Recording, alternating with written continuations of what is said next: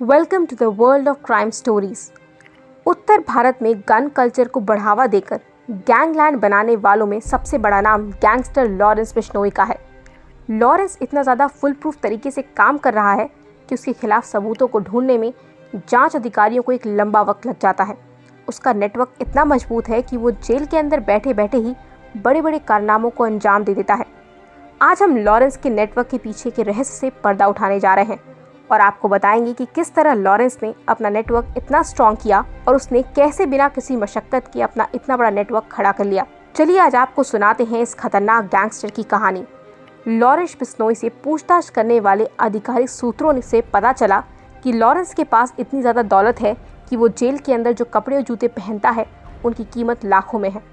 उसे पता है कि पैसे के माध्यम से ही वो क्राइम की दुनिया का बादशाह बन सकता है। लॉरेंस का पारिवारिक नेटवर्क भी काफ़ी स्ट्रॉन्ग है जो राजनीतिक और पुलिस तंत्र के कई बड़े बड़े लोगों से जुड़ा हुआ है। लॉरेंस काफ़ी शातिर अपराधी है, इसीलिए वो जो भी काम करता है उसके सबूत मिटाता है और वो सारे काम इनडायरेक्ट स्पीच में करता है। लॉरेंस बिश्नोई ने चंडीगढ़ में छोटी मोटी लड़ाइयाँ करके और इक्का दुक्का जगहों पर गोलियां चलाकर क्राइम की दुनिया में अपनी पहचान बनाई। शुरुआत में लॉरेंस चंडीगढ़ के क्लबों में जाकर बाउंसर और मालिकों को धमकाकर अपना नाम बनाने लगा।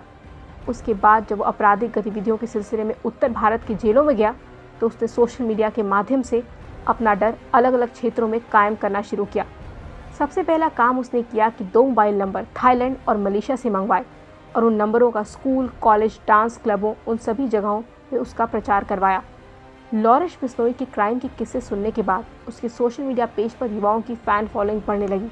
इसके बाद उसकी टीम चुनिंदा युवकों को लॉरेंस के पर्सनल नंबर भेजने शुरू कर दिए।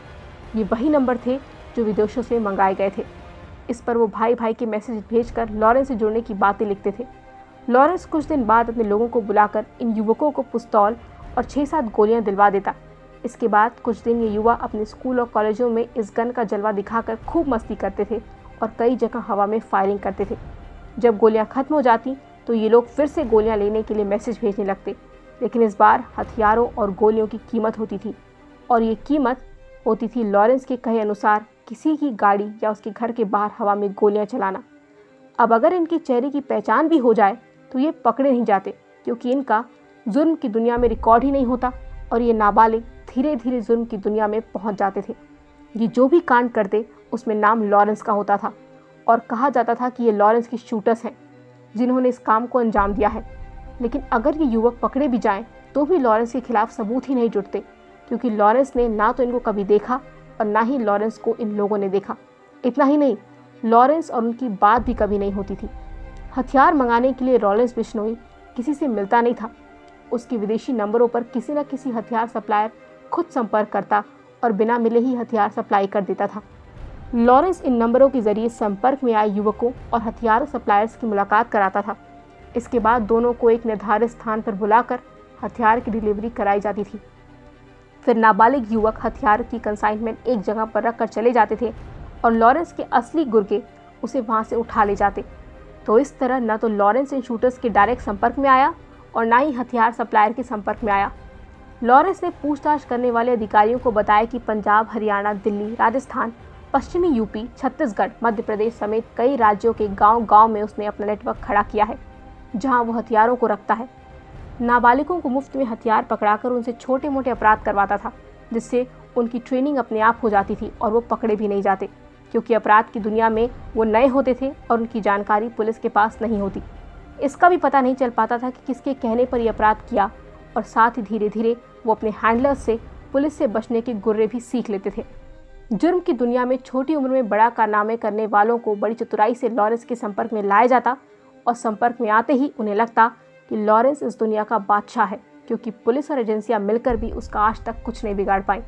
इसके बाद लॉरेंस का ही वो अपना मसीहा मान लेते और उसके गुर्गों के कहने पर भी कुछ भी करने को तैयार हो जाते। आधिकारिक सूत्र बताते हैं कि ये सारा काम कोड लैंग्वेज में सोशल मीडिया के माध्यम से होता है और एक दूसरे से संपर्क के लिए सिग्नल, टेलीग्राम, इंस्टाग्राम और फेसबुक का इस्तेमाल किया जाता है। बातचीत भी कोड से शुरू होती है। जैसे टेलीग्राम पर बात करना सेफ है कि नहीं, इसके लिए कोड जनरेट होता। जैसे काल्पनिक नाम संपत ने मीतू को 2 डॉट भेजे तो सामने से 3 डॉट आने चाहिए। अगर 2 या 4 डॉट आए तो इसका मतलब है कि बात करना अभी सेफ नहीं है। इसके अलावा बातचीत के लिए वॉइस ओवर इंटरनेट प्रोटोकॉल की मदद ली जाती। VoIP कॉल को ट्रेस करना मुश्किल होता है क्योंकि IP एड्रेस लगातार चेंज होता है। गोल्डी बरार और काला राणा और वीरेंद्र प्रताप को लॉरेंस बिश्नोई के 2 मजबूत हाथ माना जाता था। गोल्डी फिलहाल कनाडा में है, जबकि राणा पुलिस की गिरफ्त में। काला राणा जब इंटरपोल की मदद से भारतीय एजेंसियों के हत्थे चढ़ा तो बिश्नोई को काफ़ी गहरा सदमा लगा था। राणा की जेल में होने के बाद लॉरेंस फिलहाल गोल्डी बरार पर ज़्यादा निर्भर हो गया है। बिश्नोई के आदेश पर गिरोह को हथियार मुहैया कराने का काम उसी का है। सूत्रों के मुताबिक लॉरेंस के गिरोह में मुख्य रूप से उसका भाई अनमोल, संपत नकेरा, टीनू करियाड़ा, आशीष बिश्नोई, दिनेश बिश्नोई और अमित बवाना शामिल है। लेकिन इन सब चीज़ों में गोल्डी बरार ही सारी चीज़ों को लीड कर रहा है। आपको हमारी ये वीडियो कैसी लगी हमें कमेंट सेक्शन में बताइए। अगर आप और भी क्राइम रिलेटेड वीडियोस और स्टोरीज सुनना चाहते हैं तो हमारे चैनल को सब्सक्राइब करना ना भूलें।